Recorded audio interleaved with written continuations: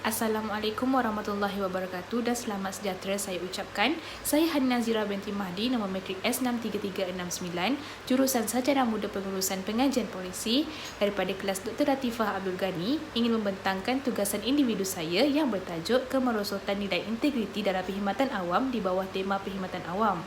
Integriti merupakan satu nilai yang perlu ada dalam sesebuah organisasi perkhidmatan awam atau diri seseorang yang menggalas jawatan sebagai penjawat awam.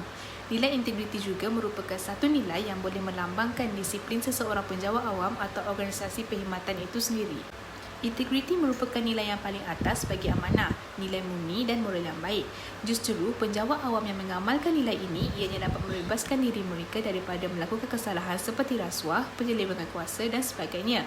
Apa yang lebih menarik lagi, penumbuhan unit integriti juga telah dilancarkan oleh Perdana Menteri Malaysia pada ketika itu, iaitu Tun Dr. Mahathir Mohamad pada 5 Oktober tahun 2018, di mana unit ini ditubuhkan bertujuan untuk memastikan penjawat awam mengamalkan ciri-ciri moral yang dapat meningkatkan patriotisme. Individu yang menggalas tanggungjawab atau memegang amanah sebagai penjawat awam, integriti boleh didefinisikan sebagai melakukan amanah dan kuasa yang dipertanggungjawabkan mengikut kepentingan yang umum. Hal ini kerana sebagai seorang penjawat awam juga tidak boleh sesuka hati untuk menyalahgunakan kuasa untuk kepentingan diri sendiri dan kepentingan organisasi tersebut. Integriti juga ditarifkan sebagai kejujuran atau ketulusan. Integriti terbahagi kepada dua, iaitu integriti individu dan integriti organisasi. Integriti individu merupakan kumpulan kualiti unggul dalam kalangan individu dan kualiti ini berpandukan kepada prinsip yang berpegang teguh kepada nilai kejujuran. Manakala integriti organisasi pula merupakan rumusan dan pelaksanaan kod etika, piagam pelanggan atau satu sistem dan proses kerja dalam pematuhan kepada amalan yang baik. Walau bagaimanapun, isu integriti ini merupakan satu isu yang hangat dalam organisasi perkhidmatan awam kerana banyak kes rasuah yang berlaku dalam kalangan penjawat awam. Berikutan dengan kajian yang dirujuk oleh saya yang bertajuk Amalan Tidak Berintegriti, Remeh Tapi Salah, yang mengandungi amalan tidak berintegriti ini masih lagi berlaku dalam sesebuah organisasi perkhidmatan awam sehingga sekarang. Tambahan lagi, Tun Dr. Mahathir Mohamad juga telah melancarkan Pelan Anti Rasuah Nasional yang menggantikan Pelan Integriti Nasional, di mana pelan ini tidak menumpukan kepada kes rasuah sahaja, tetapi dalam masa yang sama ia bertujuan untuk mengelakkan atau menghapuskan kes seperti penyelewengan dan kelemahan tabik urus. Pelbagai pelan dan tindakan kerajaan yang dilakukan, tetapi salah laku jenayah ini masih lagi berlaku dalam perkhidmatan awam sehingga sekarang, dan ini menunjukkan kemerosotan nilai integriti semakin bertambah dan ianya juga menjadi tanda tanya kepada saya kenapa perkara ini masih berlaku. Dalam bahagian analisis isu ini, saya akan menerangkan 3 perkara, iaitu faktor kemerosotan nilai integriti dalam perkhidmatan awam, yang kedua, kesan kemerosotan nilai integriti dalam perkhidmatan awam, yang ketiga, amalan tidak berintegriti dan beretika tanpa sedar dalam perkhidmatan awam. Faktor yang pertama ialah kurang kesedaran dan tidak menitik beratkan amalan integriti. Perkara sebegini sering dikaitkan dengan sikap penjawat awam itu sendiri yang tidak bertanggungjawab dan mengambil remeh tentang integriti. Ia tidak boleh dikaitkan dengan individu sahaja, tetapi perkara sebegini juga boleh melibatkan seluruh organisasi kerana terdapat juga organisasi yang mempunyai struktur yang tidak kemas dan kurang fokus sehingga mengamalkan sikap sambil lewa terhadap tugasan yang diberikan sehingga berani untuk melakukan salah laku jenayah. Perkara sebegini sering dikaitkan dengan sikap atau sifat negatif dan ianya bergantung pada diri sendiri sama ada melakukannya secara sukarela atau secara dipengaruhi oleh pihak luar. Individu yang kurang dalam pendidikan agama, kurang menghayati nilai-nilai murni atau mempunyai masalah disiplin dan etika lebih cenderung atau mudah untuk melakukan salah laku jenayah. Hal ini demikian, mereka menganggap bahawa perkara sebegini tidak mempunyai kepentingan untuk diamalkan dan sesetengah daripada mereka juga menganggap diri mereka hebat dengan melakukan pelbagai salah laku tanpa diketahui oleh pihak yang bertanggungjawab. Antara contoh budaya yang kurang menitik beratkan integriti ialah takut untuk membuat laporan sehingga salah laku yang dilakukan itu semakin berleluasa, dan ini juga disebut sebagai sikap yang tidak mengambil peduli. Budaya sebegini disebut sebagai budaya anggut dan ampu, di mana mereka hanya melihat dan enggan melaporkan kesalahan kerana perasaan takut dan secara tidak langsung mereka juga terlibat dalam salah laku tersebut. Oleh itu, ia memberi impak di mana kekurangan ilmu pengetahuan dan kesedaran ini sangat mempengaruhi sikap seseorang itu dan mendorong penjawat awam untuk melakukan kesalahan yang berbentuk masalah integriti. Faktor yang kedua ialah struktur organisasi dan institusi yang lemah. Struktur organisasi dengan struktur kepimpinan sangat berkait rapat dan memainkan peranan yang penting antara satu sama lain. Sekiranya pemimpin mengamalkan sikap sambil lewa dan tidak bertanggungjawab terhadap pekerja bawahannya, sudah tentu nilai integriti tersebut tidak dapat diterapkan pada kedua-dua belah pihak, iaitu pihak atasan dan bawahan, seperti tidak mematuhi undang-undang atau prosedur yang telah ditetapkan. Justru, perkara ini sudah jelas boleh menjejaskan integriti kerana seorang pemimpin tidak dapat menunjukkan contoh yang baik kepada organisasi yang dipimpin. Oleh itu, pemimpin haruslah mengamalkan sikap kepimpinan yang tinggi agar tidak menyebabkan organisasi dan institusi itu menjadi lemah. Contohnya ialah kurangnya ketulusan dalam sesebuah urusan yang melibatkan kepentingan awam seperti urusan yang melibatkan sebuah tender yang mungkin akan diserahkan kepada pihak yang tidak layak dengan kesesuaian menguruskan tender tersebut. Bukan itu sahaja, pemantauan dan penilaian yang kurang juga akan menyebabkan sebuah organisasi itu mengambil kesempatan untuk melakukan penyelewengan. Struktur sebuah organisasi haruslah kemas dan berfokus serta mempunyai matlamat yang jelas. Sebagai contoh, sekiranya koordinasi berkurang, ia akan menyebabkan pembaziran dan segala tugas akan dilaksanakan dengan tidak sempurna. Oleh itu, struktur organisasi perlu diubah atau diperkemaskan dengan kerap untuk menangani segala cabaran yang akan dihadapi. Seterusnya, saya akan menerangkan kesan kemerosotan nilai integriti dalam perkhidmatan awam. Kesan yang pertama ialah boleh menjejaskan imej semua pihak yang terlibat. Keadaan ini akan menjadi lebih buruk sekiranya perkara ini sudah terdedah dan diketahui oleh orang awam dan ia akan mengubah rasa hormat mereka terhadap institusi tersebut. Bukan itu sahaja, ia juga akan menimbulkan rungutan dan aduan yang banyak daripada rakyat. Selain itu, imej negara juga turut tercemar di mata dunia kerana sekiranya perkara ini sudah diketahui oleh pihak umum, perspektif dunia terhadap negara kita akan berubah dan mereka akan menganggap negara kita mempunyai rakyat yang tidak mempunyai nilai integriti dan dipenuhi dengan rakyat yang tidak amanah. Imej penjawat awam juga akan tercemar. Hal ini kerana disebabkan oleh kesalahan yang mereka lakukan yang berpunca oleh sikap materialistik yang ada pada diri mereka itu telah menyebabkan mereka dikenakan tindakan disiplin atau dibuang kerja. Bukan itu sahaja, mereka juga akan kehilangan sumber pendapatan mereka. Kesan yang kedua ialah menyebabkan kerugian kewangan dan menjejaskan ekonomi negara. Mereka tidak menyedari bahawa salah laku yang mereka lakukan boleh menyebabkan kerugian kewangan dan menjejaskan ekonomi. Sebagai contoh, disebabkan perbuatan pecah amanah dan rasuah yang melibatkan jutaan ringgit, sudah tentu ianya memberi kerugian yang besar kepada wang negara. Selain itu, segala projek yang boleh memberi kejayaan kepada ekonomi negara tidak dapat disediakan disebabkan kerugian yang berlaku.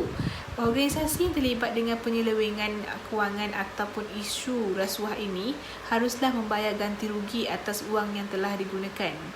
Hal ini demikian akan menyebabkan perbelanjaan juga akan meningkat dan pemangkin pertumbuhan ekonomi juga tidak berjaya dilakukan.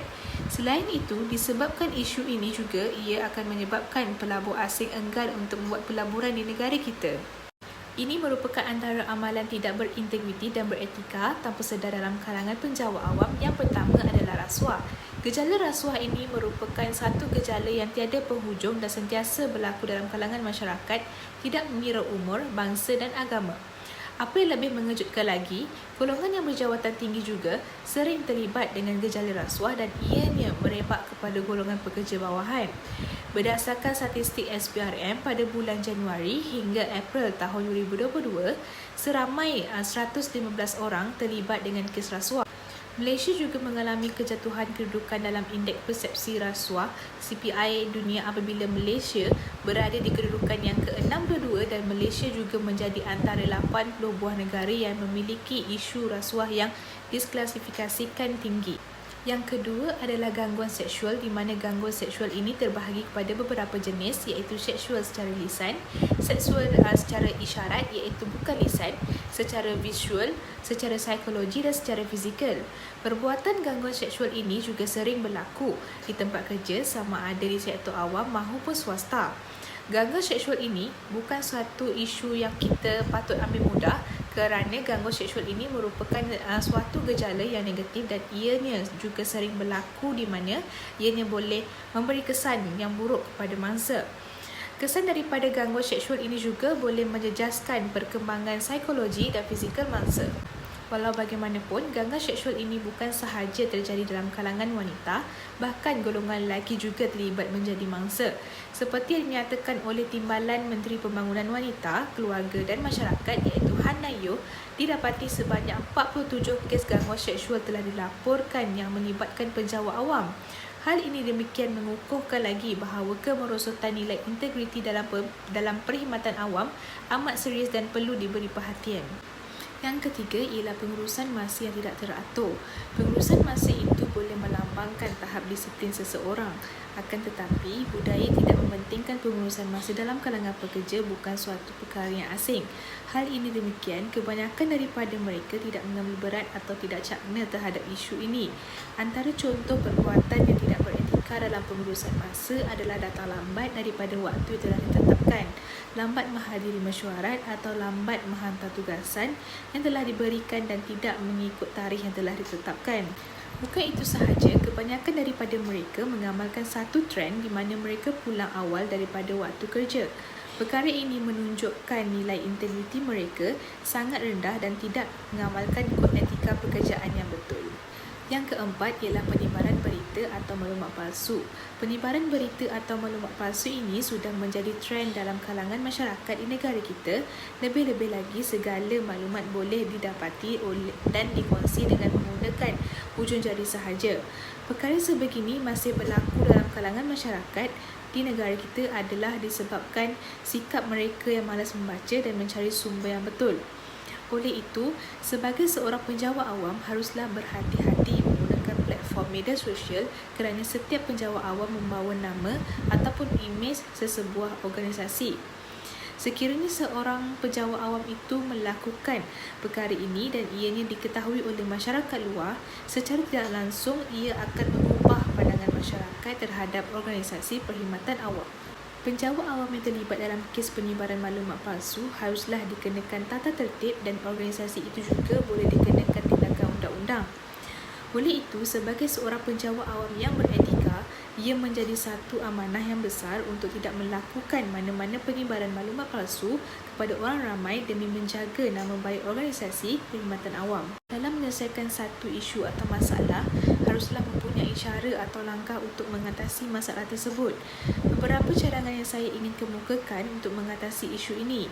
Cadangan yang pertama ialah memperkasakan lagi penguatkuasaan undang-undang. Pihak yang bertanggungjawab haruslah mempertikatkan lagi segala denda atau hukuman seperti meningkatkan hukuman di bawah Seksyen 24 Akta SPRM 2009.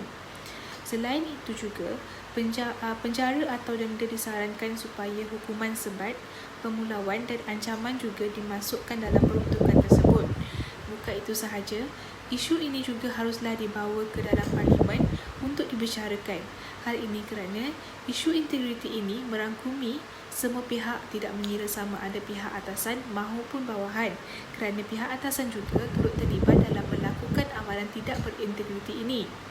Tujuan mengetengahkan isu ini dalam parlimen ialah untuk membuka mata pihak politik atau masyarakat bahawa isu integriti ini merupakan perkara yang sangat penting dan pihak perundangan haruslah mengambil langkah untuk menyelesaikan isu yang terjadi dalam mengubal rang undang-undang yang berkaitan.